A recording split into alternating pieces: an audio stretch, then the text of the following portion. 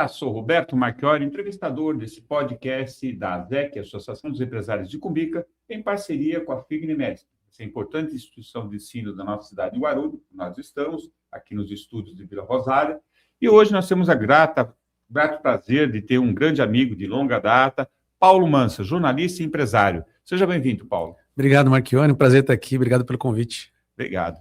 Eu costumo falar que ele é o meu professor, né? Ele já me ensinou com a postura dele, com a conduta dele como jornalista, com muita coisa, né?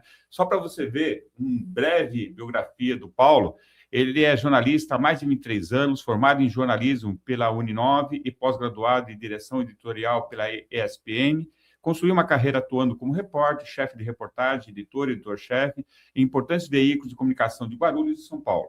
Também acumulou experiência em assessoria de imprensa e comunicação corporativa até fundar, em 2015, a Lupacom Comunicação, agência especializada em assessoria de imprensa e relações públicas. Entre 2023 e 2024, foi gestor de comunicação da Câmara Municipal de Guarulhos, liderando as equipes de imprensa, redes sociais e TV Câmara. Atualmente conduz um processo de expansão da agência que passa a operar com Buzz 360, ampliando sua atuação para um modelo completo de comunicação empresarial, marketing e posicionamento institucional. Então, hoje nós vamos falar um pouquinho desse mundo da assessoria, né, que ele faz tão bem de comunicação empresarial, jornalismo. Mas me fala lá no começo, como é que surgiu isso na tua vida, Paulo? Como é que você viu? Isso, é por esse caminho que quero ir. Foi de uma maneira totalmente assim, fora dos padrões, assim. Eu sempre gostei muito de futebol, né? Sempre gostei muito de futebol desde criança, sempre acompanhei muito futebol naquela época, em rádio principalmente, né? Não tinha essa facilidade que você tem hoje de vários canais, sim, na TV, na internet. Então eu acompanhava muito em rádio e tudo mais, e sempre gostei muito do jornalismo esportivo. Eu brincava de futebol de botão e imitava narradores, imitava comentaristas. Legal. E tudo mais. Eu sempre tive essa vontade, eu falei, olha, um dia eu quero ser repórter de campo, esse é meu sonho, ser repórter de campo para estar entrevistando o jogador na beira do gramado e tudo mais. E foi o que me atraiu para o jornalismo, foi o jornalismo esportivo, principalmente a área de futebol. E depois que eu começo a estudar, começo a fazer faculdade de jornalismo, aí você começa a entender um pouco mais da área e você percebe que a área é gigantesca, tem muito mais do que isso é uma parte bacana e legal da profissão, mas é só uma pequena parte da profissão, você começa a ver que tem muito mais coisa. E eu cheguei a realizar esse sonho, em um determinado momento da minha carreira eu fui repórter de campo, consegui realizar esse sonho, mas o campo do jornalismo ele sempre foi muito amplo, né? O jornalismo passou por muitas mudanças durante os anos, né? Mas mesmo assim, ainda hoje é uma profissão, é uma carreira que tem muitas possibilidades para quem cursa. Eu não vou perder a deixa, né? Nós estamos no meio de uma Copa, né? E eu vejo que, da mesma forma para o jogador, né, é o ápice da carreira, o jornalista esportivo deve ser o ápice também. Como é que você assiste na TV ou, sei lá, de outra forma, e vê um jornalista de campo e tal? Qual é a tua emoção de ver isso? É emocionante. Inclusive, eu falei exatamente isso para o meu filho. Meu filho tem 13 anos, e ele estava comigo no carro, eu levando ele para o colégio, e ouvindo, né, as reportagens do pessoal que está lá nos Estados Unidos, está no México, acompanhando a seleção, acompanhando as seleções, na verdade. E eu falei para ele, poxa, que vontade, eu nunca consegui cobrir uma Copa do Mundo, deve ser muito legal, porque assim, eu começo a perceber, depois que você passa pela profissão, você sabe algumas coisas que quem não é da profissão passa despercebido, né? Você vê a dificuldade que o repórter às vezes tem de procurar um lugar com um bom sinal de internet, com uma boa iluminação, que não tenha nenhum ruído que vai atrapalhar a entrada dele ao vivo. Às vezes ele está no hotel, no quarto do hotel reservado, ou então tá num cantinho reservado. Você começa a perceber essas coisas que são as dificuldades do dia a dia de um repórter que está na rua, né, de quem está lá e você se imagina no lugar daquele repórter, né? Porque essa percepção minha está correta, né? É como a gente vê sempre o lado do jogador, do técnico, mas os profissionais que estão trabalhando também é o auge da carreira deles. Exatamente, né? Exatamente. Quem é convocado para cobrir uma Copa do Mundo, entre eles, assim, é uma festa absurda, assim, nossa, é o auge mesmo, assim, é a maior competição esportiva do planeta. Sim. Né? Se você está cobrindo isso, você chegou no topo da carreira. No topo, é verdade. Bacana.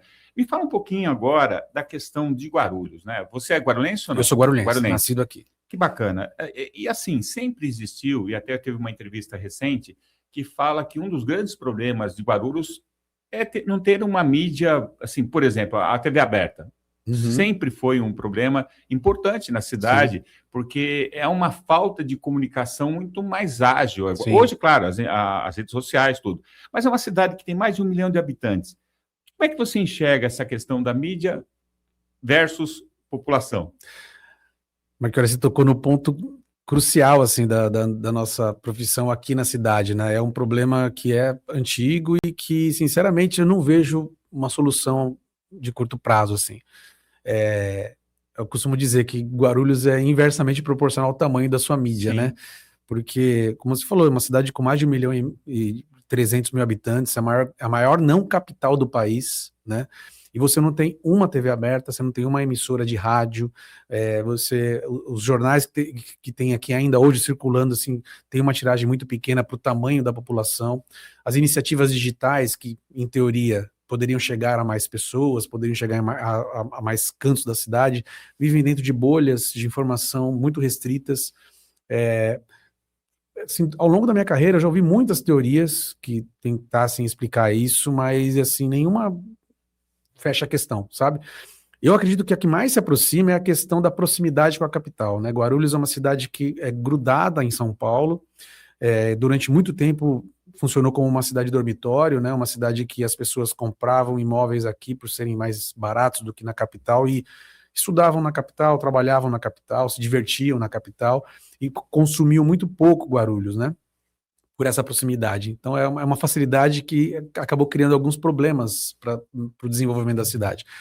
Hoje você vê uma cidade com uma vida própria muito mais forte em vários setores, por exemplo, no entretenimento, gastronomia, hotelaria, mas a área da mídia ainda é bastante complicada, bastante restrita para o tamanho que é a cidade. Guarulhos cresceu demais, de uma forma desenfreada, com muita gente que não é daqui ou que não tem identidade com a cidade, e isso atrapalhou bastante, assim, as pessoas, por exemplo, na questão técnica, hoje em dia não, com sinal digital é mais simples, mas durante muitos anos com sinal analógico de TV, era tecnicamente impossível ter uma TV aberta aqui mesmo por conta das antenas das grandes TVs aqui na capital. Então, assim, é difícil para um anunciante, um grande anunciante, por exemplo, da cidade, anunciar numa mídia local, que vai ter um alcance restrito, sendo que ele tem uma opção da grande mídia aqui do lado, que vai atingir também Guarulhos, né? Na TV aberta, por exemplo, vou dar um exemplo aqui na área da política eleitoral. Você vota quando a eleição é municipal, não é o caso desse ano, né? Você vota em prefeito e em vereador em Guarulhos, mas o horário eleitoral gratuito que é transmitido aqui pelas TVs abertas aqui para o guarulhense é da capital. O que é um absurdo, né? Realmente, concordo. É muito difícil. Essa proximidade, acho que talvez a teoria que mais se aproxime de uma explicação plausível para essa diferença do tamanho da cidade para o tamanho da mídia. Mas, Paulo, eu quero fazer uma autocrítica, principalmente do setor empresarial de Guarulhos. O setor empresário não incentiva. O local, não estou dizendo o grande, digamos assim, grande empresa que tem esse viés de fazer grandes publicidades que pode atingir Guarulhos. Mas estou falando daquele médio e pequeno que não prestigia a imprensa local, sim. E aí depois reclama, nós não temos empresa. Você prestigia, você investe, você procura a imprensa local. Porque é o seguinte, uma coisa depende da outra. Sim. Você só tem imprensa forte e grande se você prestigiar e movimentar esse mercado. Exatamente. E eu não vejo isso em Guarulhos.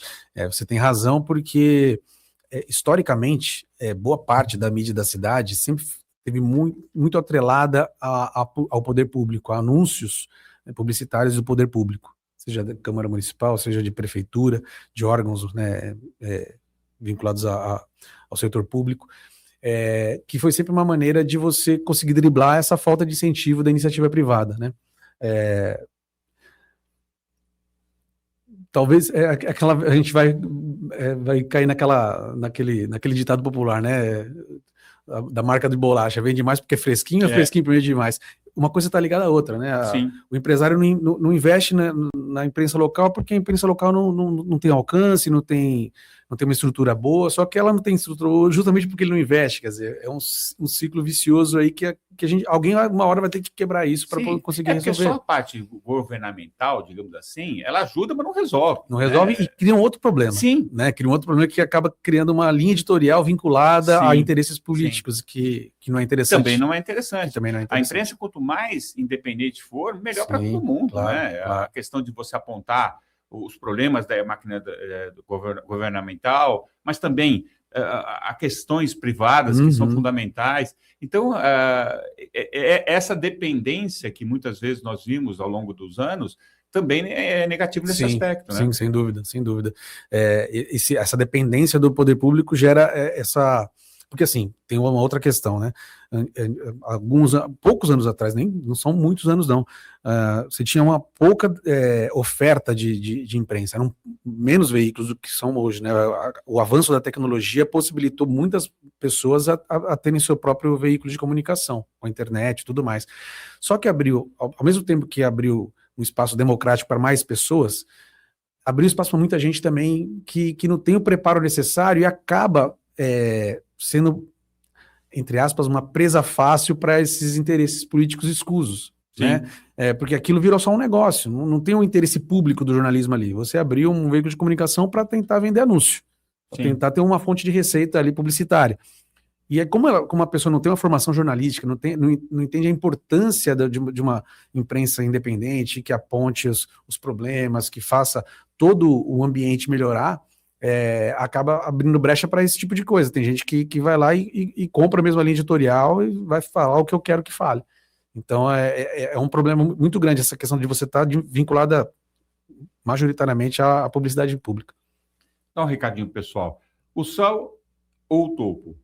Ser o melhor é uma questão de escolha. Faça já o seu vestibular FIG-UNIMESP, conheça o campus Vila Rosário, nós estamos, com mais de 32 mil metros quadrados. Sejusc, cartório de estágio, biblioteca com mais de 250 mil itens, clínica psicológica, academia de artes marciais, uma das maiores instituições fitness do Brasil, que é a ACM, anfiteatro com capacidade para 1.200 pessoas, auditório, laboratórios, fácil, NAF, enfim, todos os caminhos levam à FIG-UNIMESP.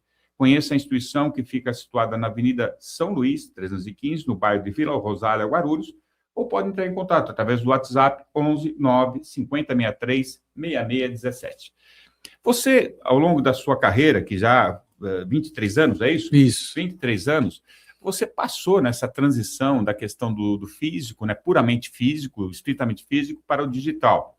Eu, por conta das minhas participações nas entidades, tá, eu vivenciei também essa transformação, não como jornalista, que não sou advogado, mas de alguma forma contribuindo na questão da comunicação, eu vivenciei essa situação. Eu lembro, se me corrija se eu estiver errado, que parece que a primeira órgão de jornalismo de Guarulhos que começou foi o Guarulhos Web. Sim, foi o primeiro. Que foi o precursor na internet e tal. Conta um pouquinho essa transição de tudo para a gente ver, principalmente em Guarulhos. Na mídia local, a gente teve uma mudança um pouco mais lenta, né? E até uma percepção da indústria jornalística do que era aquilo, né? Eu talvez tenha participado da última grande redação, em termos de estrutura, de número de pessoas trabalhando, que foi a Folha Metropolitana. Sim. Eu entrei lá em 2012, maio de 2012, e saí em 2015, 16. Eu cheguei lá, tinha umas 30 pessoas aproximadamente na redação. Para você ter uma ideia do que era o tamanho de um jornal de porte médio, sim, né? Sim. Nós fazíamos 2 jornais, na verdade. Fazíamos a Folha Metropolitana, que circulava aqui em Guarulhos e Alto Tietê, e fazíamos o Metro News, que era um jornal que circulava nas estações do metrô. Super conhecido em São Paulo. Super conhecido, uma tiragem super alta, 150 mil exemplares por dia.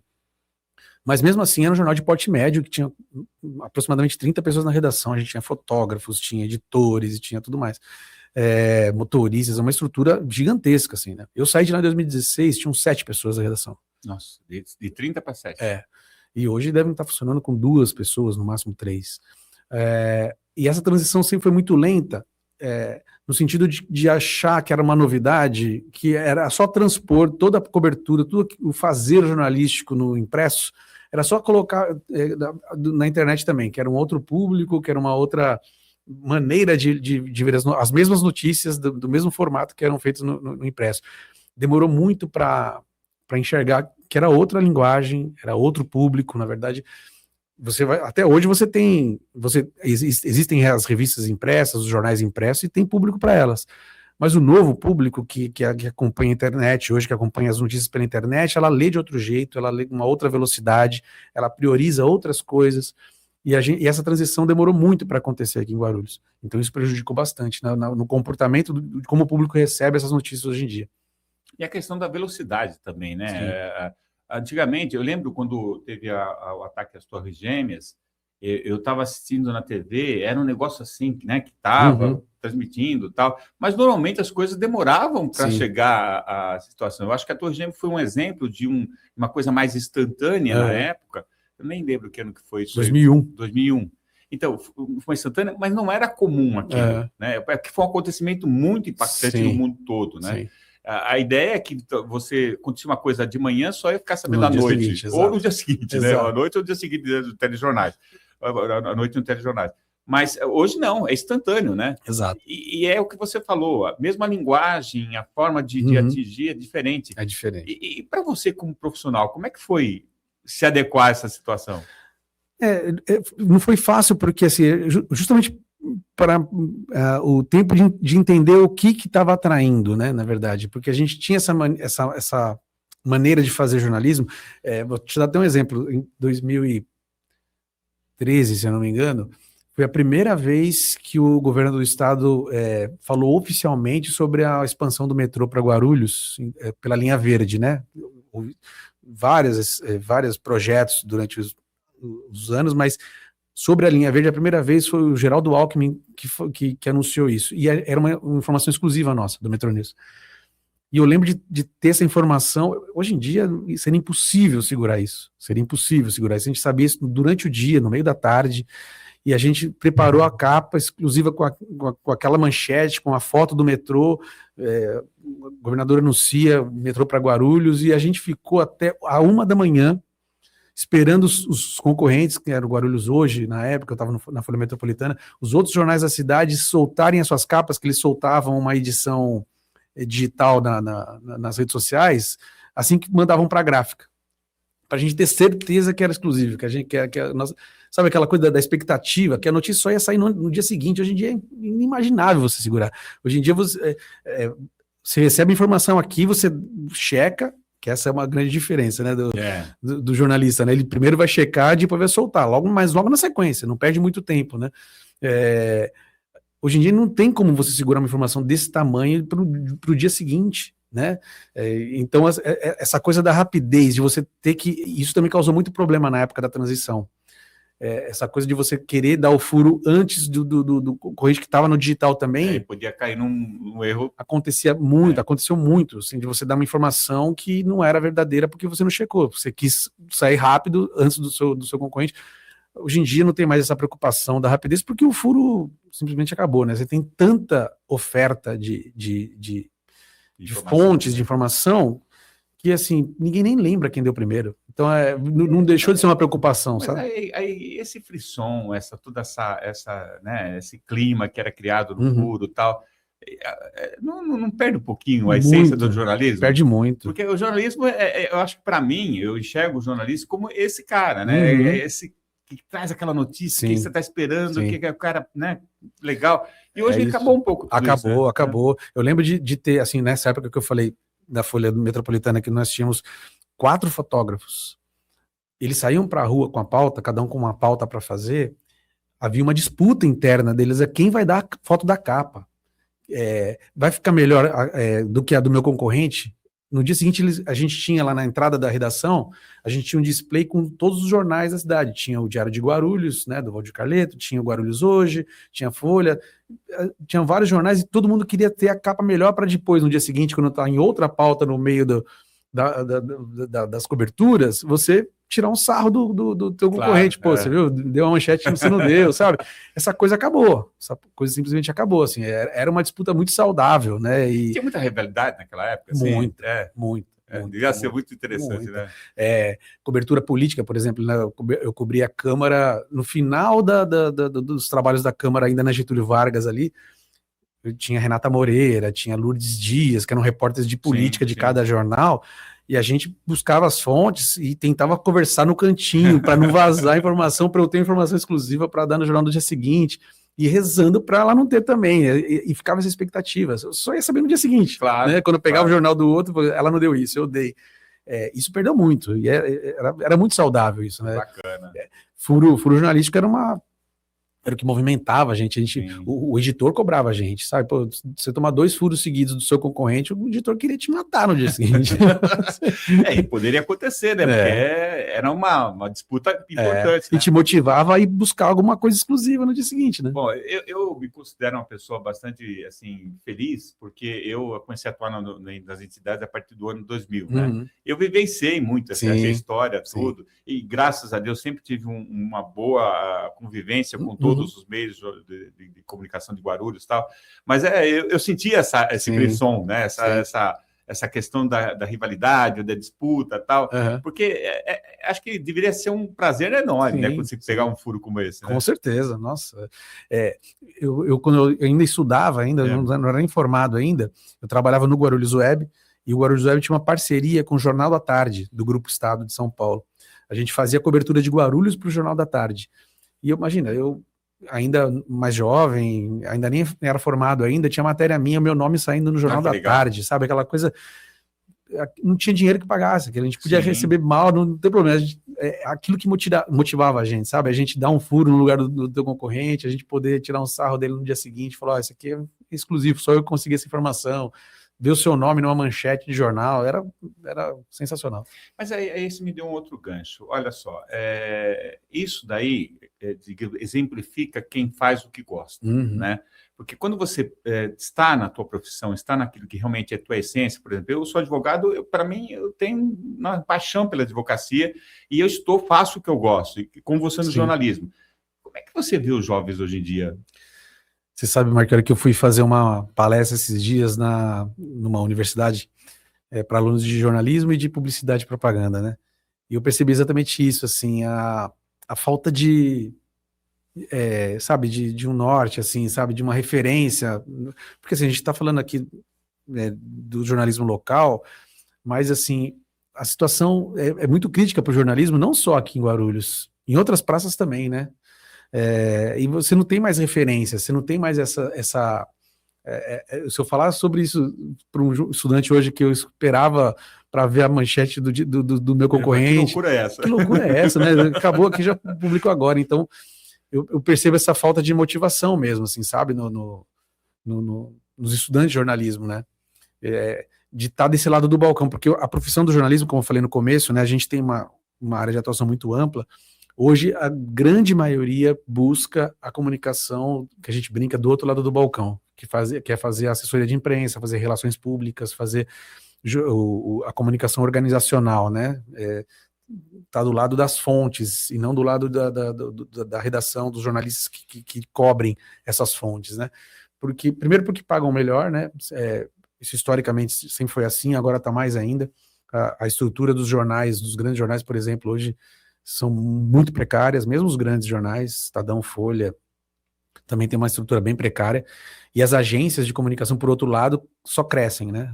Tem agências com uma estrutura estupenda, assim, e eles buscam justamente, inclusive as de publicidade, não só de assessoria de imprensa, mas as agências de publicidade, de comunicação como um todo, eles buscam jornalistas que trabalharam em redação, porque eles sabem dessa agilidade que o jornalismo sempre exigiu da gente sabe, de resolver as coisas, porque jornalista, eu tenho um exemplo de uma colega jornalista que trabalhou comigo na Folha Metropolitana, no Metro News, que o último emprego dela do lado de cá do balcão, né, do lado das redações, foi na Folha de São Paulo.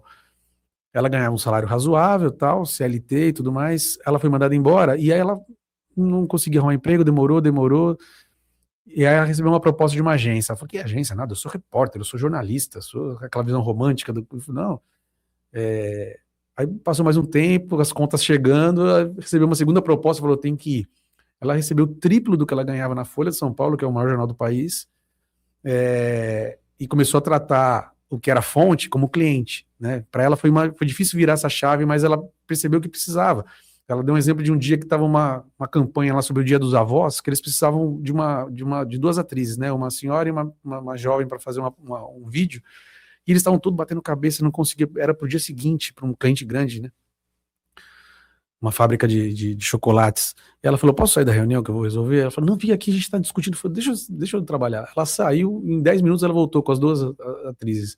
Porque tem aquela coisa, o editor não deixava faltar fonte. Eu tenho que fechar a matéria. Se o advogado Marchiori não me responder, você vai procurar outro, que eu preciso de algum especialista para fechar essa minha matéria. Então, sim, o jornalista de redação tinha essa habilidade, essa agilidade, essa necessidade de entregar.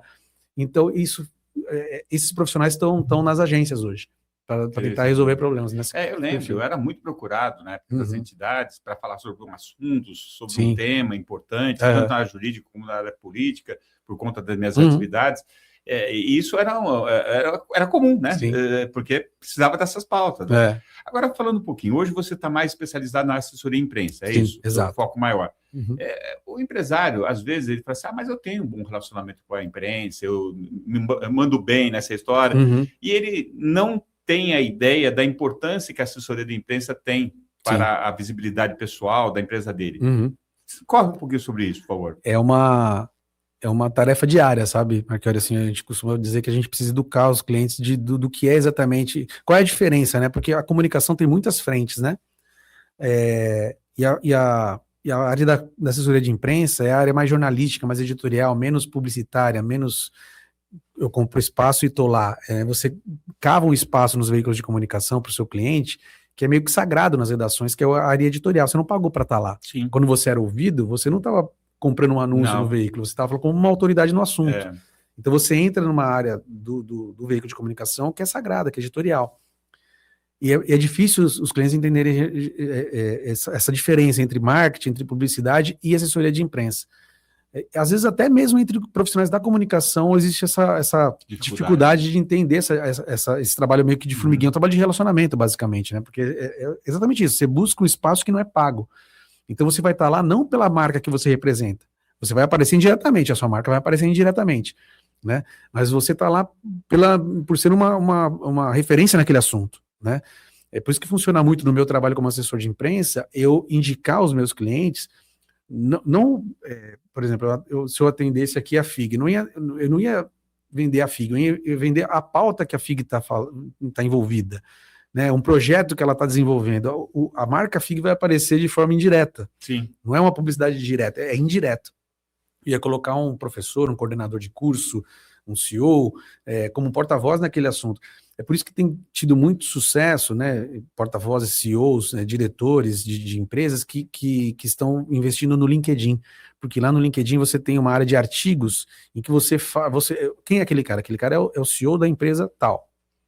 Né? Mas ele não está fazendo propaganda da empresa tal, ele está falando como uma autoridade naquele assunto, ele vai falar sobre temas relacionados ao setor dele de atividade, e aquilo vai reforçando a reputação dele e a autoridade dele naquele assunto, entendeu? Então é um trabalho meio de formiguinha mesmo, de você educar o cliente, e assim, e é muito perigoso essa visão dele de que eu tenho um bom relacionamento com jornalista e tal. O jornalista não é amigo ele está precisando de uma fonte para aquela matéria, ele não é amigo. Ele... É igual o gerente de banco. Exatamente. O gerente de banco, ele não é teu amigo. Geralmente ele vai entender isso no pior momento, que é numa crise. Exatamente. Na hora de uma crise. Aí na hora de gerenciar uma crise é complicado. Não, interessante. E você, no currículo, eu falei que você deu assessoria para a Câmara Municipal e tal. Como é que é essa diferença entre o setor público e o setor privado? E que experiência você trouxe para a tua vida profissional? É um outro mundo, assim. É muito diferente, né? Muito diferente, porque, assim, eu estava lá como representante institucional, né, da instituição, do Poder Legislativo, na comunicação do Poder Legislativo. Então, são 34 vereadores, você tem, em teoria, 34 chefes ali, 34 interesses diferentes, né? Então, é muito complicado você pilotar isso sem ferir, ainda mais num país polarizado como é o nosso, né? Num momento da política que você fala A, o B já vai te carimbar uma coisa na testa. Então você tem que tem uma habilidade muito grande para não entrar em nenhuma bola dividida. É um trabalho muito mais de gerenciamento sabe, dos problemas. Egos também. Também egos. E você acaba gastando muita energia nesse controle de danos, assim, nesse gerenciamento de pessoas, de egos, que você acaba perdendo oportunidades muito boas de você divulgar o que realmente acontece, porque assim, a visão que a opinião pública tem da política e dos políticos, ela é muito ruim, né? Por conta de... E é merecida essa visão por uma série de escândalos que sempre aconteceram. Só que tem muita coisa boa que acontece ali e que acaba ficando em segundo plano. Tem muito projeto que acontece lá que vai beneficiar muita gente que você não consegue divulgar porque, mas aí se eu divulgar isso aqui, quem foi o autor desse projeto? Foi o fulano? Então o outro que não assinou... E que deveria ser o foco principal, exatamente. Né? Essa era a intenção, né? Exatamente. Então, perde-se uma oportunidade absurda de você mostrar o quanto que se discute a cidade ali dentro, e se discute mesmo. Tem uma série de iniciativas lá, muito interessantes, que acontecem por conta dessa briga dos patrões, do patrões do momento, né, que estão lá por 4 anos, e é justamente pelo fato de eles precisarem de a cada 4 anos renovarem o mandato, é que o interesse sempre é o calendário eleitoral, né? O quanto que eu vou aparecer aqui, eu vou deixar de aparecer, enquanto isso vai me prejudicar na minha próxima eleição. Então isso acaba tirando um pouco a força da comunicação pública, a estrutura que a gente tem lá, na TV Câmara, nas redes sociais ali, é muito grande. Tem uma equipe lá de funcionários de carreira grande, assim, do tamanho da redação que eu acabei de falar para você, que eu tinha na Folha. Bastante gente lá, gente comprometida e tudo mais, que acaba tendo trabalho subutilizado por conta dessa briga de egos, dessa briga polarizada, que acaba tirando o foco do que realmente importa. Então, esse nosso podcast, ele tem como foco principal os empresários ou a classe empreendedora da cidade. Você já mencionou alguma coisa nesse sentido. Que dicas você dá para o empresário para realmente falar, poxa, investe bem o seu dinheiro, não faça coisas... está tirando para todo quanto é lado. Ou que tipo de erros que ele normalmente comete para ele se identificar e poder não tomar decisões equivocadas? Ouvir o seu assessor de imprensa. Pronto. A dica. Ouça o seu assessor de imprensa. É claro que assim, uma coisa não substitui a outra. Ele precisa ter a frente de publicidade, precisa ter a frente de marketing, que é aquela que vai medir resultado, que vai ser quanto que eu vou colocar e qual vai ser o meu retorno. Isso tudo precisa ser feito, mas do ponto de vista das relações públicas, de você falar com o público, ou o assessor de imprensa, porque ele, às vezes tem algo que ele está vendo lá na empresa dele, que é um negócio muito legal mesmo, mas que não vai ter aderência do público lá fora. Ele quer porque quer tentar emplacar aquilo, sabe, na opinião pública, aquilo não vai, aquilo é um negócio muito interno, às vezes tem alguma outra coisa que para ele não é tão importante, que tem um apelo público maior, que aquilo sim vai dar a visibilidade que ele precisa. Então, ouça mais o assessor de imprensa, inclusive com dicas de onde gastar na publicidade. Sim. Né? Porque, por exemplo, eu não tenho a palavra final em quem os meus clientes anunciam, né, na mídia, mas eu dou os meus pitacos pelo tempo que eu tenho de janela e de conhecer o mercado. Então, ouça o seu assessor de imprensa, que é uma boa dica. Legal. A Buzz 360 nasceu como sucessora da empresa... Da Lupacom. Conta um pouquinho, quais os diferenciais da sua empresa? A Buzz 360 ela surgiu de uma parceria, né? Na verdade, a Lupacom nasceu em 2015, né? Mas desde 2020 eu trabalho em parceria com outras agências, que é uma que é de marketing digital, criação, campanhas em rede social, e uma produtora de audiovisual. Essas 3 agências, a minha, a Lupacom e essas outras 2, trabalham desde 2020 no mesmo espaço físico. Uma agência grande que nós temos aqui no centro de Guarulhos, perto do fórum ali.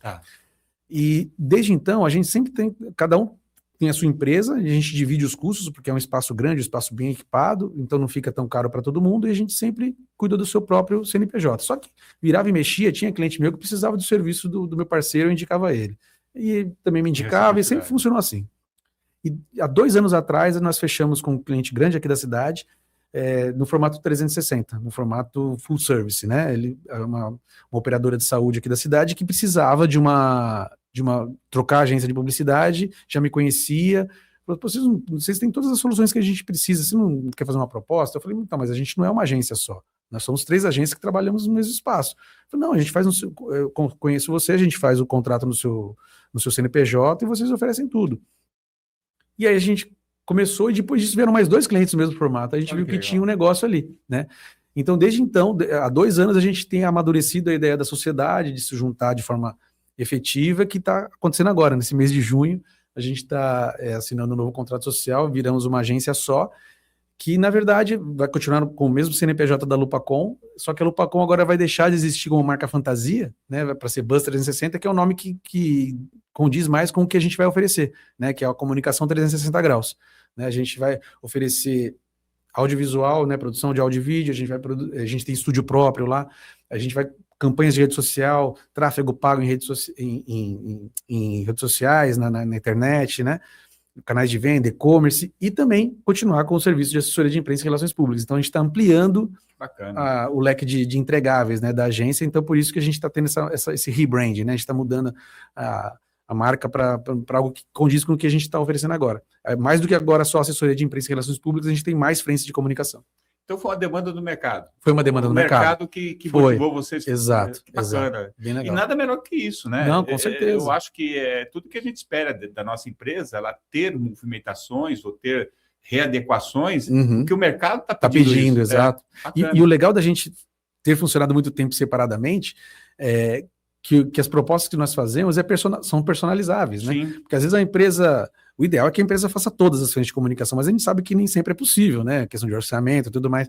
A gente pode fazer uma proposta com o que aquele empresário precisa naquele momento. Nesse momento é que eu preciso só de áudio e vídeo.